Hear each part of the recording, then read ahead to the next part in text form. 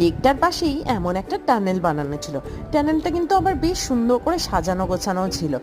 উপরে হ্যাঙ্গিং ফ্লাওয়ার্সও দেওয়া ছিল, যদিও ফ্লাওয়ার্সগুলো আর্টিফিশিয়াল, তবুও দেখতে কিন্তু ভালোই লাগছিল। মানে এই ঠাটা পড়া রোদতে একটু রিলিফের জন্য আশা করি এটা বানিয়েছে। যাই হোক, তারপর ছিল এই লেকের একটা কর্নারে একটা বড় ক্রোকোডাইল, আর দেখে মনে হচ্ছিল ক্রোকোডাইলটার ভীষণ গরম লেগেছিল, কারণ ওকে জল দিয়ে স্নান করানো হচ্ছিল।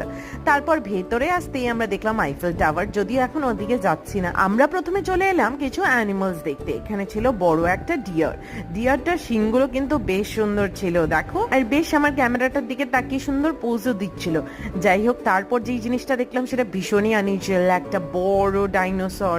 রেশা তো এটাকে দেখে ভয়ই পেয়ে গেছিল, একদম রিয়েল লাগছিল, বুঝলে তো। আর তারপরেই আমরা চলে এসেছিলাম এই হ্যাঙ্গিং সুইংটার কাছে, যার জন্য হ্যাপি ল্যান্ড এত ফেমাস হয়েছে। এই হ্যাঙ্গিং সুইংটা ছিল একটা এলিভেটেড এরিয়াতে, তাই আমাদের সিঁড়ি দিয়ে উঠতে হয়েছিল। সেটার জন্য কিন্তু আলাদা চার্জও করেছিল।